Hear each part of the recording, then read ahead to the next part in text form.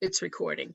Okay, I'm gonna then share the screen, and Okay. because it's only you and me, and even if one other person comes in, just jump in at any point if you have something. Otherwise, we'll talk at the end. But I Okay. have about 20 minutes worth of slides. So let me share the screen, and here we go. So you did get to see the movie, yes? I did, yes. Yeah. Okay. So I'm going to start out with some interesting. Why isn't all right? Now I want to be able. I don't know if I could see you when I'm sharing. Okay, can I see you? Let me I just don't know. see. Well, you Yeah, put there it you on. are. There you are. There you are. Okay. Yeah. So these are. I did a lot of post-screening follow up on a lot of post-screening discussions, Uh-huh. and I found some facts that don't necessarily fit in with the whole food sovereignty thing, but I thought that I would share them. They were shared on post discussions. Okay. So I first looked of all, a little bit. The two things you said this afternoon, I looked at a few minutes of both of them. I yeah, didn't have. yeah, well, believe me, it's a commitment. Yeah. But Right. there is on um YouTube a Mhm. podcast from with Sanjay Rawal, the director. That is Right. worth, it's about 18, 20 minutes. It's definitely worth, and so some of this came from that. First of all, the title Gather has multiple meanings, and why Yeah. they chose it.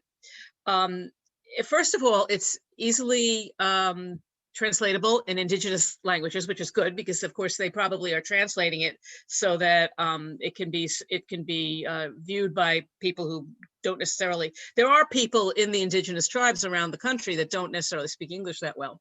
Mhm. The other thing is, it's the idea of gathering is a foraging and a food and an agricultural term, but also what they were pointing out is because of what happened, because of the destruction of their culture, Native Americans are spread out all over the country, and what they need to do now is sort of the idea of gathering them all together to become a single voice or multiple voices all together. So I thought that was interesting. Yeah. The other really fascinating thing is that apparently there is some connection between Ireland and Native American tribes. During the potato famine, the Choctaw tribe they did a collection, and they were poor. I mean, this was like right after, the March of the Trail of Tears and all the other awful things that happened. And they pulled together $171, which was $5,000 in today's currency, to send over there to some relief effort for the potato famine. And this has nothing to do with that, but just the other day, apparently, the Irish lacrosse team stepped out of the National World Cup for lacrosse to allow the Native American tribe from the Iroquois Nation to participate, because they weren't going to be allowed to participate because they weren't a nation. And then by the time they said they could participate, there was no room for them. So the Irish team, which was 12th, and the Iroquois team was 3rd, so they actually would have been eligible, they stepped aside. Wow.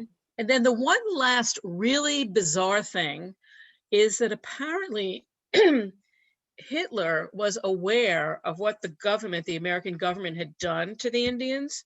Yeah. And he actually, in Mein Kampf, mentions the reservation structure that the American government developed and pushed them into as a possible model for concentration camps. Oh my word. That was one that I know it has nothing to do with us, but I just had to share that. But Yeah. all right. Anyway, That's scary. it is very scary to think. And of course, it did happen with the Japanese, that they put them in. Yeah. So, all right. So, okay. Come on. Why aren't you advanced? There we go. So, definition of food sovereignty, the Food Sovereignty Alliance, and it's sort of intuitive. Food sovereignty is the right of peoples to healthy and culturally appropriate, and that's sort of very significant considering the movie, food produced through ecologically sound and sustainable methods, which Native Americans have been doing for centuries, if not thousands of years. Right. And their right to define their own food and agricultural systems, which is what Chef Nephi and others are doing now. So it puts the aspirations and needs of those who produce, distribute, and consume food at the heart of food systems and policies, rather than the demands of the markets, which is sort of how our agricultural system is set up, to say the least. to say the least. Eh, All right, so some of the background prior to the movie, I mean, I did a little bit of digging, and this is a fascinating thing also. So yes, exploration and colonization, I mean, going way back, and mm, you remember back to social studies in elementary school. mm, Yeah, they were looking for gold, and they were looking for another spice route, and they were looking for treasure. But apparently there were some countries that were looking for land from which they could extract wealth, and meaning, mm, or agriculture or something. So they knew what they were looking for. They weren't necessarily looking for gold. They were looking for land to colonize. Um, and that is the history of this country, and it's the history of a lot of the Caribbean islands, slaves yeah, and extracting stuff from the land, bleeding the land. And, just to point out that agriculture didn't start with settlers. I mean, Native American agricultural practices existed for many centuries. Yes, they had the buffalo, and they also did forage, and they were some tribes were more hunter herders or hunter gatherers, but they had agriculture. They grew things. They had land. The difference was in the practice, and this is an ecological and sustainable issue. So this was something that these are terms that I sort of instinctively knew, and they're going to sound familiar to you, but I never really yeah. thought about them in this way.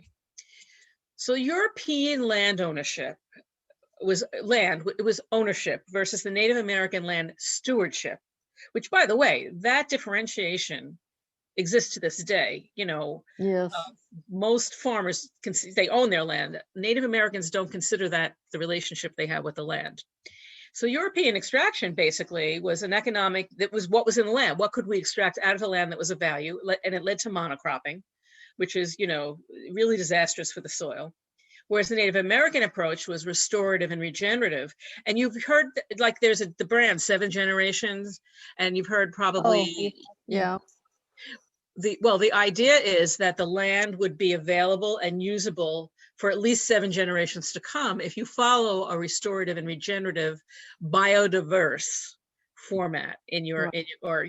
so that sort of fits with the food sovereignty, which is allowing people to have their own system. Okay, so background information. I mean, this was an intentional process. I think you saw that from the movie. Let me just look at my slide, because I have some notes. Yeah. So it was, as you saw, it was a fairly intentional process.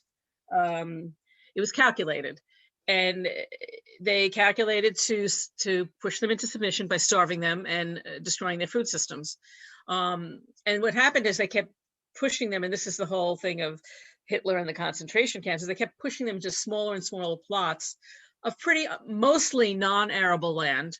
And this was an interesting thing in one of the follow-up in the podcast with Sanjay, who, by the way, this is such a grassroots type of situation that he's the producer and the director is the person that I have been connecting with on email about viewing this and about follow-up. It's just amazing. And he No. responds to me right away from his own personal email. It's just amazing. Yeah. He's very committed, and you'll see that if you do any other extensive if you that podcast on YouTube. Yeah. But I'll anyway, look that up. yeah, that was worth it. I think it was Duke's World Food Institute, but if you put Sanjay Rawal, Rawal, and Gather in YouTube, and it'll come up. Yeah. So they pushed them, and so what he pointed out is this pushed the tribes to the end of the food supply chain. So, and they became food deserts, the reservations. And the ramification for that now with COVID-19 and the disruption in the food chain to begin with, the food supply chain to begin with, it's been even more disastrous on the reservations. And it's been they've been very hard hit. So this made acquisition of traditional and other more healthful foods difficult to access. They just couldn't get healthful foods. And it was a tactical war. And it also, on top of that, included forcing youth into the Indian schools, which the goal of eradicating traditions and culture. Yeah. Did you, that scene, I don't know who had that film, where they had the kids in the Indian schools singing 10 Little Indians? Oh. Do you remember that? I didn't remember that from the first time, but this second time around, No, I was like, I don't remember that. my jaw I dropped. just But I know just, I mean, that's one of my experiences, partly in traveling. And I've been in Canada and particularly in British Columbia, where we interacted with some of the native peoples there. Mhm.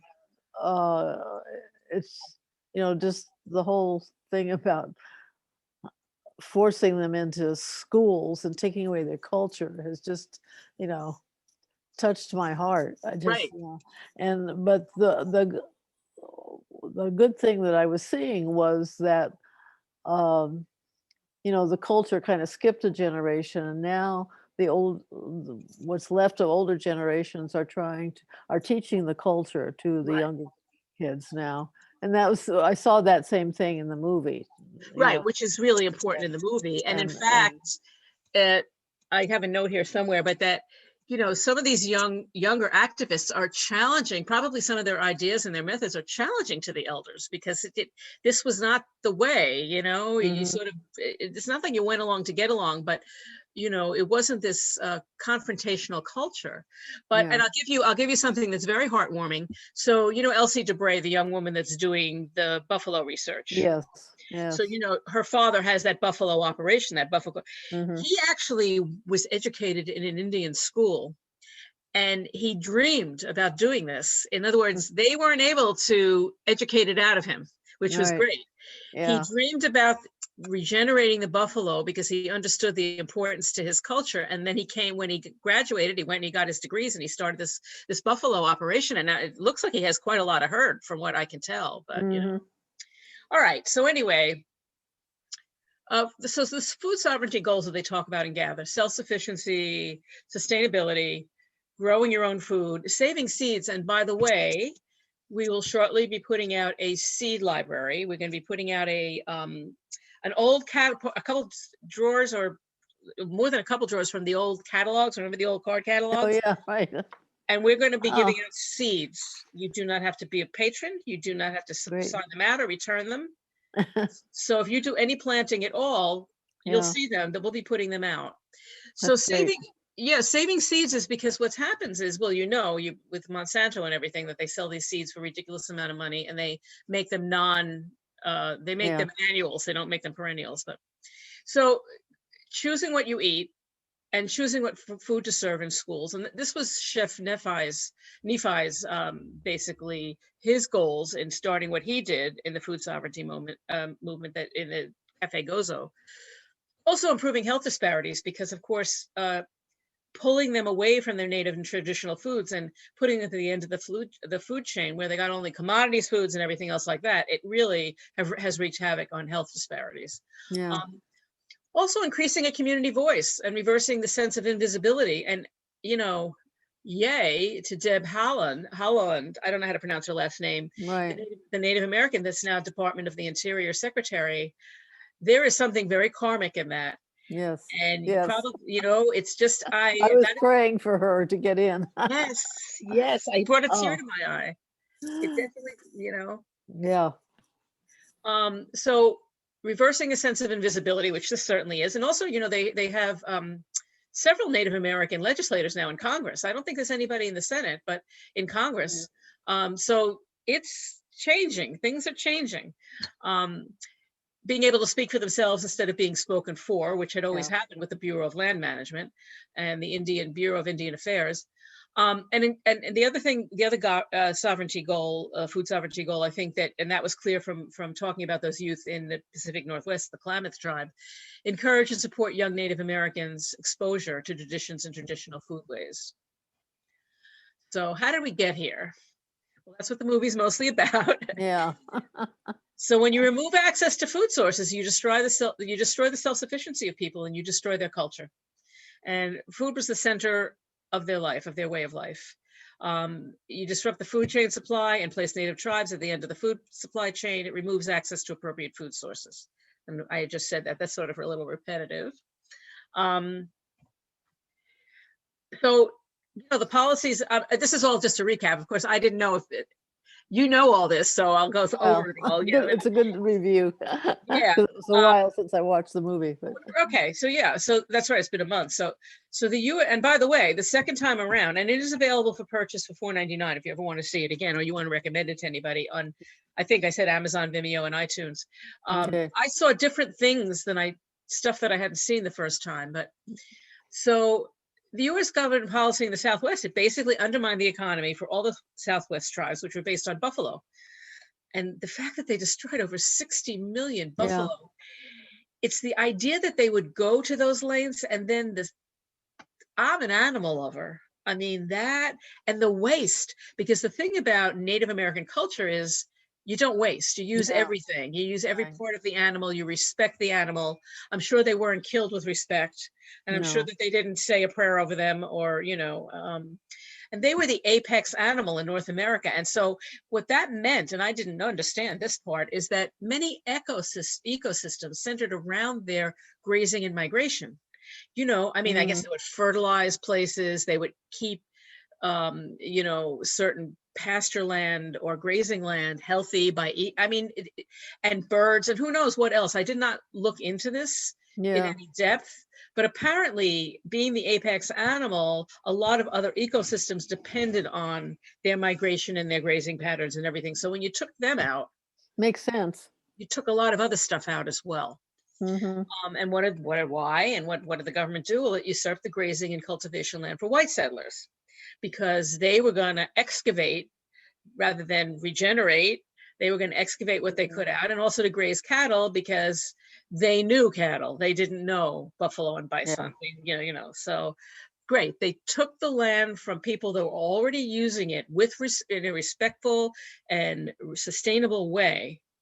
They were growing. Indians grew wheat and alfalfa, and they grazed. The bison grazed. So they took land that was being already used for that purpose in a sustainable and regenerative way, and they gave it over to the white settlers because everything was about extracting value and not about regenerating value. So really a shame. Of course, in the Northwest, and I had forgotten some of this when I went to do this. They took away the fishing and hunting rights, which were the basis of the economy for those tribes. Right. Because of the gold discovery, they wanted the natives out of the way. And I had forgotten that they restricted their hunting rights, they restricted their fishing rights, and they shot them on sight. They were told they had to stay out of a certain area, and if they went to hunt or fish, they were shot on sight. It's pure and simple genocide. There is no other, and they're still doing it now because they want to dam the Klamath River. And as the young men were saying, salmon is their way of life. Right. Salmon is the whole sustainable culture. So could happen again. If they dammed the river and they removed the ability for them to catch salmon, that tribe basically has no way to sustain itself. Yeah. It's well, hopefully with Deb Howland. Where did the American or white culture, where did this come from in our experience? Was it from the Europeans that we just want to take?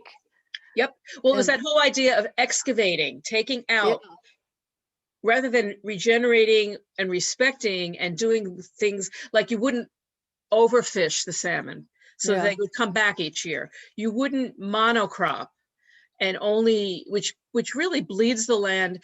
Here's an interesting thing, Barbara. When I became a dietitian, which was midlife, I had what I called my nutrition anthropology course. But I sort of know this about agriculture anyway. Back when farmers originally farmed, we're talking about the 1700s, even before the Industrial Revolution, the early part of the 1800s. And of course, this makes sense because they learned from their Indian neighbors. Yeah. They used to let fields lie fallow so they can regenerate themselves. Right. And then they also sometimes used to alternate a regular crop that took nitrogen out of the soil with a soy or legume crop, which put the nitrogen back in the soil. I don't know if you learned that. I learned that somewhere along the line.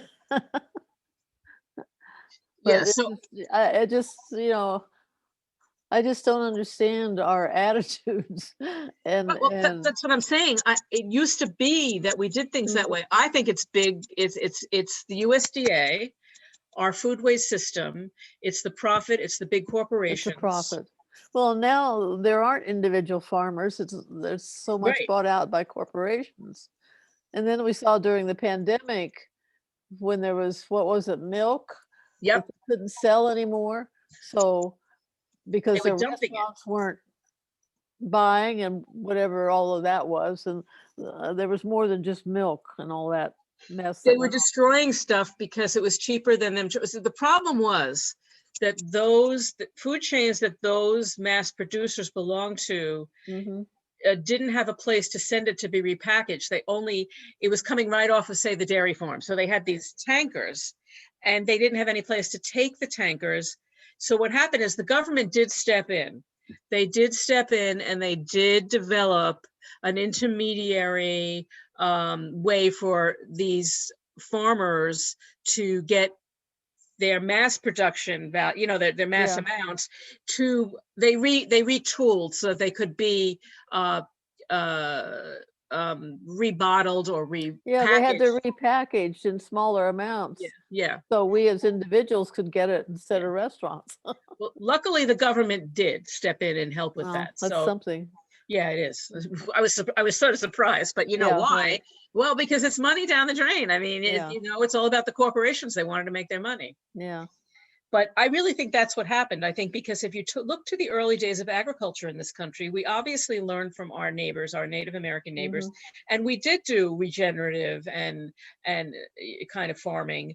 And then it stopped with the big corporations buying out the farms. Now there is a movement afoot, not just in the organic movement, but to try and encourage small farmers or smaller farmers. Yeah.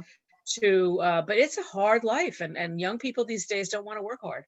Yeah. I probably shouldn't say that on something that I'm recording and posting on YouTube, but I think, but it is changing a little bit. I mean, we had a sustainable red bank program about 3 years ago where these two young organic farmers, I mean, they're young guys, and they have an organic farm, and I forget where it is. It's out west somewhere, not too far. Yeah. And that's what they decided to do. And they're probably in their late 20s, maybe their late 20s, early 30s. So it's not hopeless, but we really need to rethink how we do this, because once you suck everything out of the land, I mean, that's part of the problem. You're not getting the nutrients in your food that you think you are, because a lot of it's gone. That's why it all has to be processed and vitamins put back into it. Right, enriched and right, exactly. So anyway, food was the center, as we said, of Native American life, and violently disrupting foodways resulted in a disruption of the way of life, leaving Native Americans with no infrastructure. It basically destroyed their culture. Yeah. And that's really the end of what happening. So the results of the disruption, we talked a little bit about them. The mental and spiritual decline, and these are the things that Chef Nephi was talking about.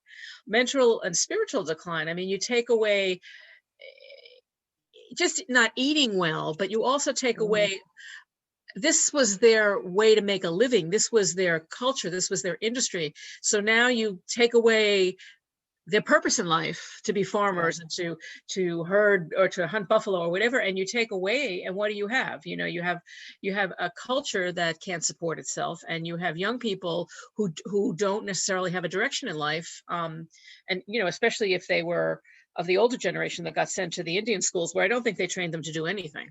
Yeah. So they had a loss of cultural foodway knowledge to subsequent generations, and it's really heartening in that movie to see that woman Twyla, the elder who forages, and that the elders are understanding the need now to jump in and interact with young people. And I think what Chef Nephi is doing, I hope he clones himself, because I think it's great. Yes. So traditional foods, because they were at the end of the food supply chain and they didn't have much access to anything, and they had lived on food deserts, their foods were replaced by the commodities foods. And that's another big problem with our food system, is we pay farmers to grow all this stuff that we then have, to pay it and not sell it, so that it artificially keeps the price of these commodities high. And what is that?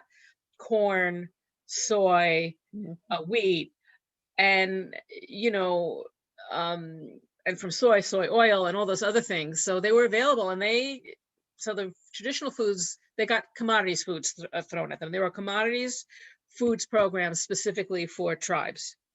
And that's where you got fry bread. Now, don't get me wrong. I love like Zeppola and, the things the fried dough. Fried dough is delicious. Yes. But it can't be the basis for your diet. And, so that caused, of course, all kinds of development of health disparities because of this. So it's really, Native tribes because of this major shift, this very quick shift from eating healthful, foraged, homegrown foods that they knew, that their bodies knew, they went to eating all of this, excuse my French, even though I'm recording, crap, that the commodities that was used to make that the commodities was used to make. And they developed a lot of health disparities. They have the highest levels of diabetes, and therefore they have a lot of kidney disease from the diabetes and all the other things that come with diabetes. It's very hard, and there's a lot of health disparities, and they have young kids who are beginning to suffer from some of these things, and that's really bad when the younger generation coming up isn't healthy. I mean, it's very undermining to the whole culture. Sure.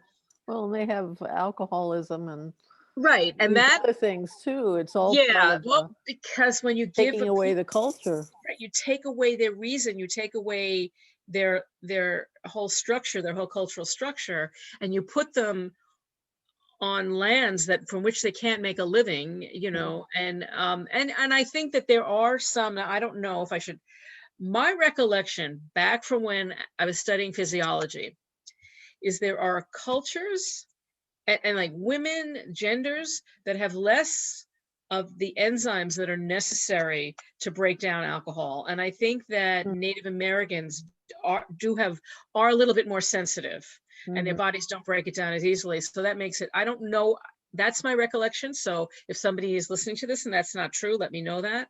But, you know, mostly if you take away somebody's livelihood and you put them into basically a concentration camp type setup, you concentrate them on land that is not farmable, and you don't give them any resources and you don't give them any training, you take away their whole culture and their way of life. It's really heartening when you see this movie to see that that is changing and that there are people that are forcing a change. Yes. So what are the goals of food sovereignty or of the tribes in this movie is restoring traditional foodways that was destroyed by colonization. So reestablishing the buffalo, growing their own food, learning how to forage. And there have been several programs run by big white universities, but maybe also by some universities. There were some schools that are tech schools that were developed to train Native Americans and also minorities I lost my train of thought, to grow food.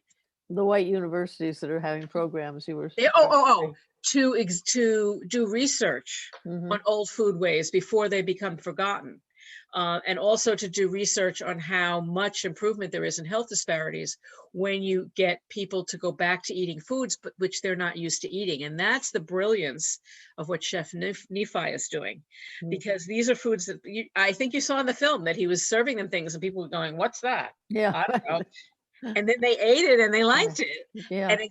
And was it Twyla who was going out and killing those little, whatever they were, those little rodents? Remember that scene? Yes, I do remember that. Yeah. Right. Everybody was hesitant to eat them, but then when they did, they said, "Oh, this is sort of good." Yeah. A funny story about that. I'll digress a little bit. I once was watching a show on one of the food networks where it was a show about why does everybody say everything tastes like chicken? You know, you ask them, what do frogs taste like? They say like chicken. What does this taste like? Well, you know, it's like snake or something, like, you know, it tastes like chicken.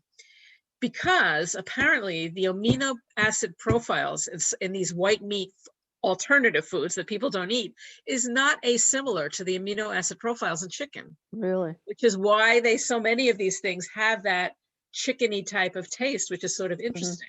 So, and it turned out in that particular instance, it was the same thing, because I think somebody said, "Well, this tastes a little like chicken," you know? Yeah, right. And also taking back control and reestablishment of the food supply chain. They really have to start to work on getting the food supply chain back onto the reservations and other areas where Native tribes are not well supplied, you know, where they get the sloppy seconds or whatever's left. And also the other goal is to help to reverse health disparities. Now, here's an interesting thing. Now, they talked about that, the interaction with the land and working on the earth, actually improving mental health and a sense of self-efficacy. Right. And I just recently read an article that said not only does it's calming, and if you've ever done any gardening, you'll know, like I have my little garden, I have a little deck. It's really a landing for the stairway to my parking lot, but it's big enough for me to have a little cafe table, a little chair, and then I have plants and a planter box all around the outside of it. So I grow tomatoes, I grow greens, I grow mint, and I usually experiment with one thing. Like one year I tried cucumbers, last year I tried radishes. I just experiment with one thing. And so just the idea of going out there and watering and weeding and checking it out is very soothing and calming to me. But putting your hands literally into the dirt, literally, actually changes brainwaves. Really?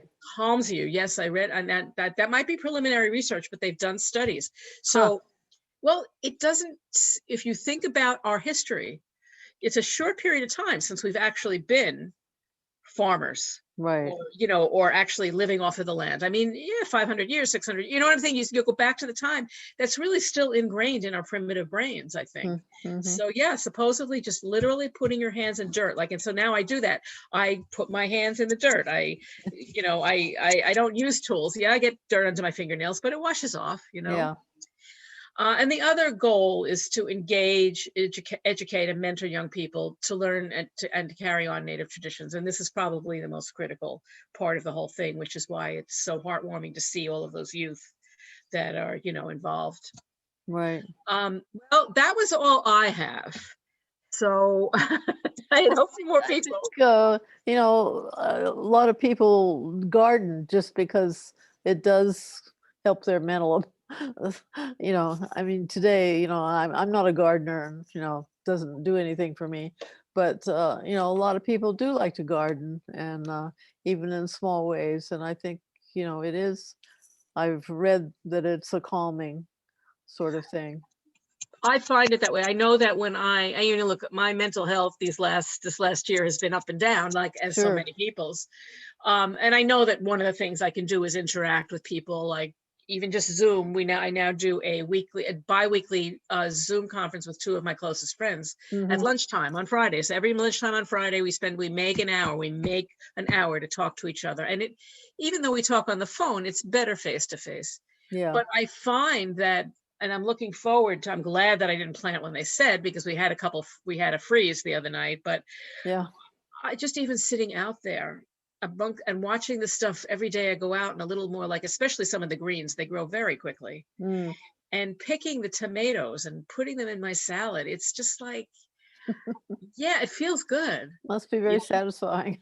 It is, especially since, well, my mother, when we had a house when I was young, she used to grow stuff, some peppers, but she wasn't a big vegetable gardener. Yeah. And unfortunately, when I did own a house, we did have a garden, but again, it was mostly flowering plants. I don't know what I was thinking. Now it's like, I'll tell you what happened. And this is part of the tradition of your elders, though I'm the elder in my family. So it was my younger brothers. On one of my key birthdays, my brother Bert, who lives in Vermont, has basically taken up half of his driveway, and then his land goes up, but he's terraced it. Okay. And he has a huge, and all along the side of his house and in front of his house, they removed a tree that was going to fall on the house anyway. And then all in the front of the house now, he has huge vegetable gardens. I mean, he grew this spaghetti, not spaghetti, what's the other orange squash? The butternut squash. Yeah. They were like this. He has zucchinis that are huge, but he does everything. And so what happened was my brother in Seattle, they have a little bit of a vegetable garden in there, like a victory garden in their backyard, he and his wife. So they decided one year that they gave me a gift certificate, and I was supposed to go to Lowe's. I think they gave it to me to Lowe's. I think they gave it to me at Lowe's gift certificate to buy a self-watering, vegetable or planter. And then once I got that and I liked it so much, I said, you know what, I want to plant other things, so that now I don't plant everything from seed. Yeah. I get little tomato plants, little seedlings, and the mint, I get little seedlings, but I do plant things. And I have to tell you, it is very, I can understand, it being, it is soothing. Hmm. And how much more soothing when you're not just doing it, which is going to help mental health for people on the reservations that do this, but actually growing your own food that you're eating. Like I don't have a situation where I grow everything I need, Right. but the idea is that Chef Nephi in the Gozo Cafe, um, he's growing or locally purchasing practically everything he's using. And what I also thought was interesting is he said 75%, 70%, he said, I don't know if you remember that he said this, of all foods come from traditionally grown native foods. Mm. In other words, they're probably not the same version that the Native Americans grew, but most foods are descended. And I'll give you for instance, I did a history of pizza, little 18-minute program for the kids Yeah. in February. And I found out that originally pizza didn't have tomatoes on it. Why? Because tomatoes didn't grow in Europe. Oh. Tomatoes are a Native American plant. They came back with the explorers, the ones who Mm. actually were sent here by their benefactors to figure out what they could excavate from the land here. Right. They brought tomatoes back. Mm. And people didn't like them at first for a lot of reasons. They were shiny, they grew close to the earth, but also they had pewter plates at that time. Mm. And what probably was happening is the acid from the tomatoes was Tomatoes. leaching the lead out of the pewter and making people sick. So they thought Yeah. they got sick, but eventually it caught on. But yeah, pizza originally did not have tomato sauce on it I at all. think I heard something about that, about the Italians, their idea of pizza is not our idea, and that our, Yeah, our kind of pizza didn't really come from Italy. right. If you want to, that's on YouTube. You could probably look for the history of pizza, Red Bank Library. It's cute. It's 18 minutes, Yeah. but it's a lot of interesting information about how it developed, and yeah, originally, and where it actually might not have developed in Italy. It might have actually started with the Greeks and the Egyptians, and Yeah. how they put dates and cheese or oil and seasoning, and stuff like that. And it's fascinating how many things we eat now are more similar to what pizza used to be. Mm. But once the people, I think in about 1700s or maybe 1800s, they started using tomatoes on stuff. So let me just think of this. Anything else that yeah, the saving seeds for me is a big one. I really, and what else? I talked about that. One of the comments I heard on one of the short while I listened to a couple of those other resources was that food is how our bodies adapt to our environment. I thought that was a very interesting. So I've been Yeah, contemplating that statement, and yeah, um, but yeah, I mean, of course, in today's corporate and commercial and everything, our food does reflect uh, not the earth, but you know how all this stuff was made and processed and all this stuff they put in it, and so it isn't yep. real food anymore. And Well, that's what locavore is about. A local, supposedly it is healthy, not supposedly, there's some pretty good evidence that it's healthier to eat what is available to you locally, because that's, yeah. if you've grown up here, that's what you're used to, and that's what Hmm. makes sense.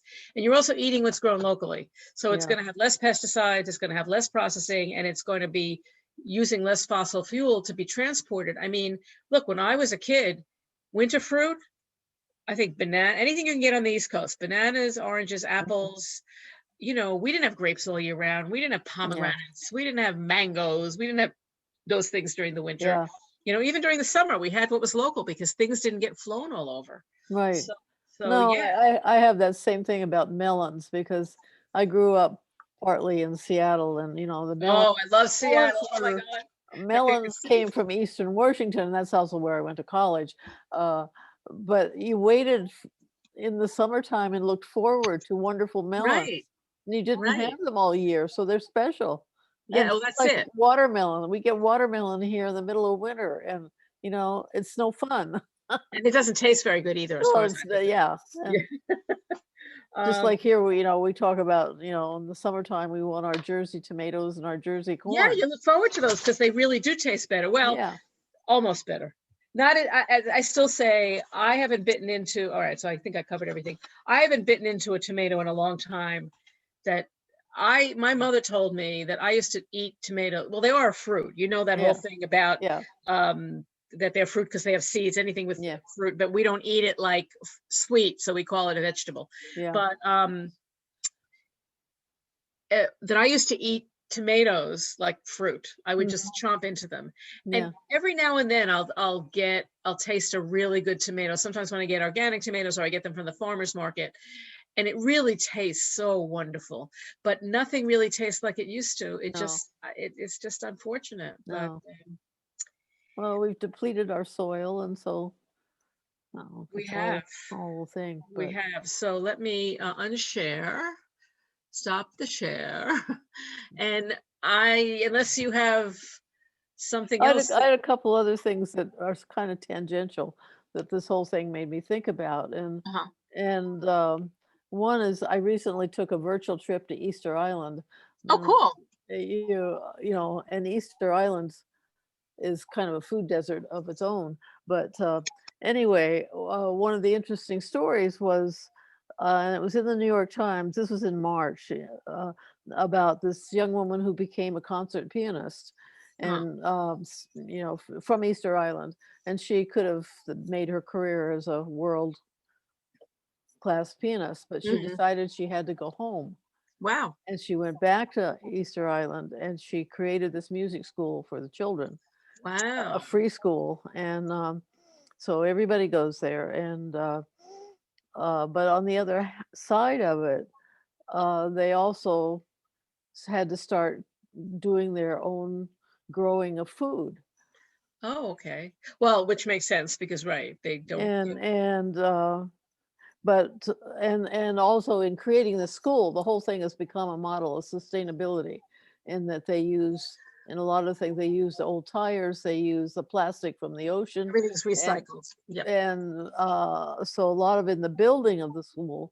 So Uh-huh. then they have their own, and then they're calling, the word was agri environmental gardens, and part of it goes back to the history, that they've done research and found that um, the early settlers many years ago created these little gardens, Hmm. and because there were walls built and On Easter Island. on Easter Island, Uh-huh. and so there is, but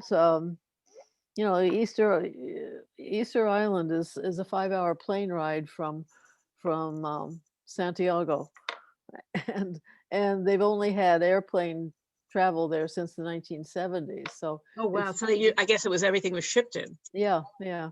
So it's really isolated. Anyway, but there's a documentary about this woman, and then half of it is about her music career, and then her making the school. But then the other half of it is very much environmental, And uh, sustainability and yeah. sustainability, and what they've done. And it's really stuck with me. Well, and also since they did the research and they know what used to be grown on Easter Island, Yeah, and now they're yeah, growing it again. yeah. It's a doable thing. I don't know if I read The Omnivore's Dilemma. I and in it they talked about this place called Polyface Farms in Virginia, Okay. and Polyface Farms basically is totally self-sustaining. They also sell things to the outside world, but in terms of their, the family and the people that work there, they basically grow everything that they need to eat. They have an abattoir there, so he does his own slaughtering. And in fact, he made Michael Pollan's um, actually slaughter a chicken. And Michael Pollan's was like, no, I don't want to do that. He said, no, if you're going to eat it, you're going to understand the full cycle of its life and you're going to respect that cycle. But the point is, he took rocky land and Mm, he regenerated it, and he grows cattle, he grows, I think he has sheep, he grows corn, there's some things they need to import, but basically they grow Yeah. what they need to be self-sustaining. So it's Yeah. doable. It's Yeah. a definitely doable thing, you know. Yeah. You said a couple things. You Well, the said, other thing was I've traveled with a group called Natural Habitat Adventures, and uh, with one of the guides I had, he was very much involved in what's going on in Alaska with uh if you defend Bristol Bay and the Pebble Mine. I don't know if you've heard about it, no, but gonna look that up though. yeah, just save Pebble Mine, and um, it's Bristol Bay is a section of Alaska, and this is the largest salmon run of Um, sockeye salmon in the world. And these people are trying to take it over. At one point, and I've signed a lot of petitions and that's right. so forth and everything. And but again, it's a situation that it gives 15,000 jobs, mostly to native peoples in Native peoples, Alaska, right? Indigenous peoples. and it's their whole way of life. And if this Pebble Mine gets its way, which it's getting to be the point we think that it's going to be saved. Well, um, hopefully with this administration and with the yeah, Secretary well, but it was interesting. Um, what's his name? One of the Trump sons got on the side of saving Pebble Bay. because of he fishing or hunting or something like I that. think so. Yeah, all right. Well, And take it where it comes from. right.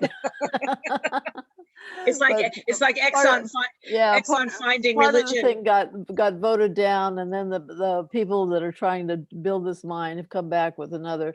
But most of the Alaskan people don't want it, and even and I believe I'm right that this Lisa Murawski, whatever her name I was is, going to say Murkowski. Yeah, Mikowski is against it, and I think she sort of has to be, because if you remember, she got primaried years yeah, ago, and it was the native tribes that basically got her in by the write-in ballot. So she right, sort of owes a lot to them, and she's not yes, going to cross them. So, yeah, yeah.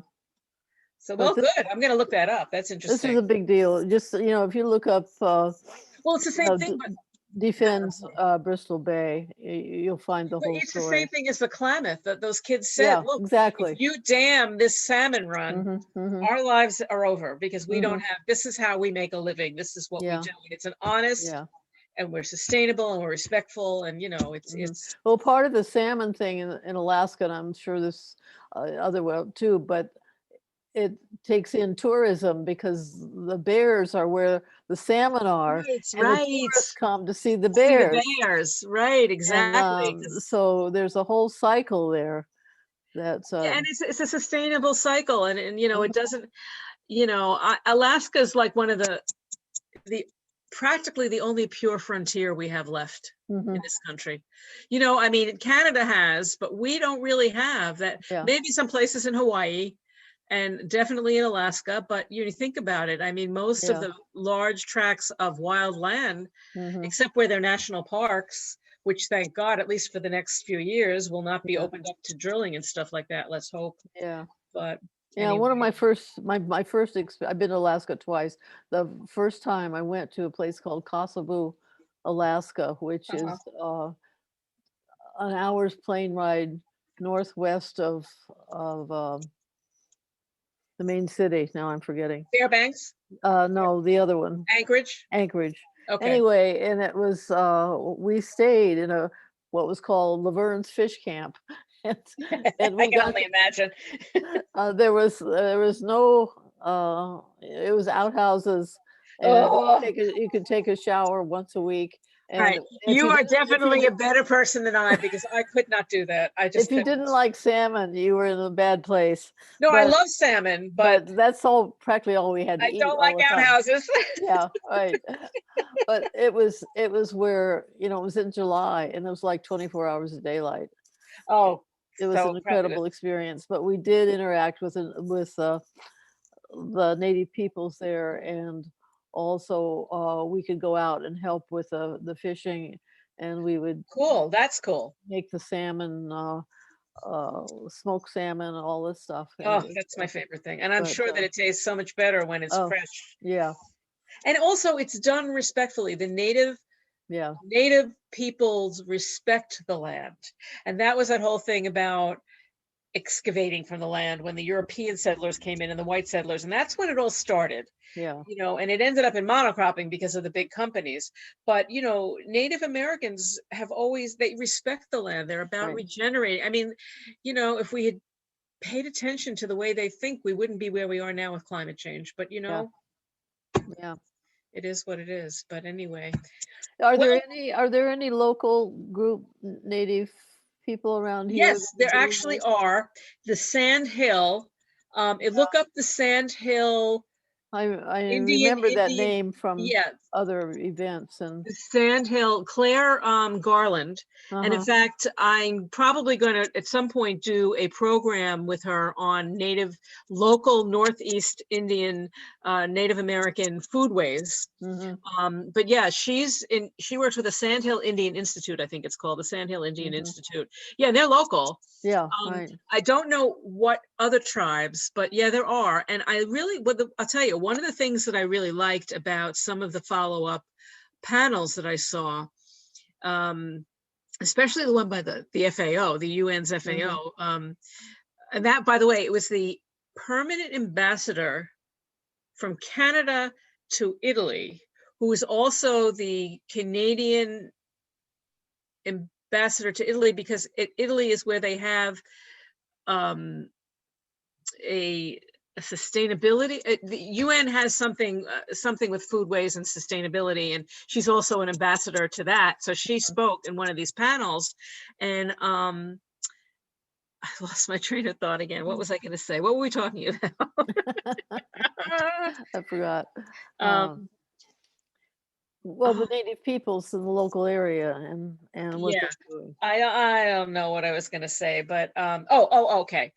What I liked is there were usually, all the panels had at least one or possibly two native indigenous peoples, and how they said, I mean, a couple of them, it would be, what's really progressive, not progressive, what's really thoughtful and being a good ally is to stop and acknowledge that you're probably on land Yes, that was not yes, owned, because they don't consider land, they don't right, own land. That's the whole difference. The Europeans owned it, Indians or Native Americans, it's just a stewardship, but right. on land that where they lived. Hmm. And I know that's probably true around here, definitely. Yeah, I'm hearing this quote land acknowledgement statement coming from a lot of people lately. When there's anything on Zoom with Two River Theater, John Diaz Oh, always good, really acknowledges good. I'm glad to hear that. the Lenape, and I've heard this with some other groups too.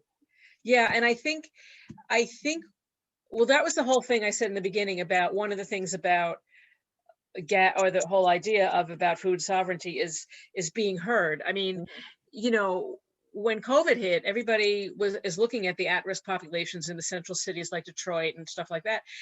But the reservations were really sucked very, very hard. Their numbers were very high Mhm. because of the health disparities, because of the lack of good access to food, because of the lack of access to good medical care.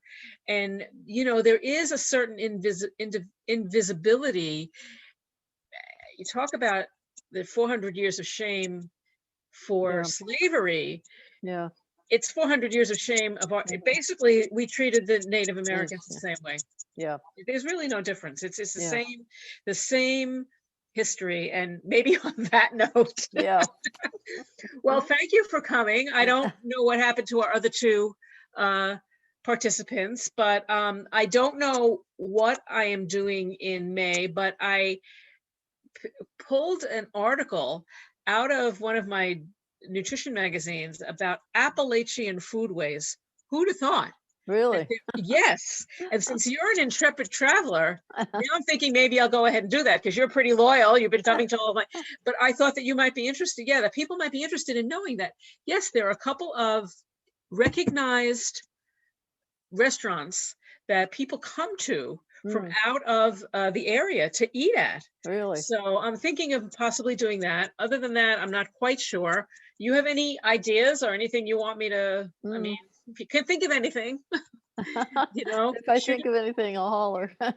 I think that at one point I am going to repeat. Did you come to the history of cocktails? Yes. I think that I might repeat that. I might Yeah. ask her to repeat that because that was really popular and there are a lot of people that didn't get to see it. And I did not push the record button on that. Yeah. So, in fact, let me stop Yeah. recording now. So stop recording. Yeah. Do you want to stop recording? Actually, let me cancel that and say, thank you very much for coming. I enjoyed And it. I'll see you next time. Yes. Hold on.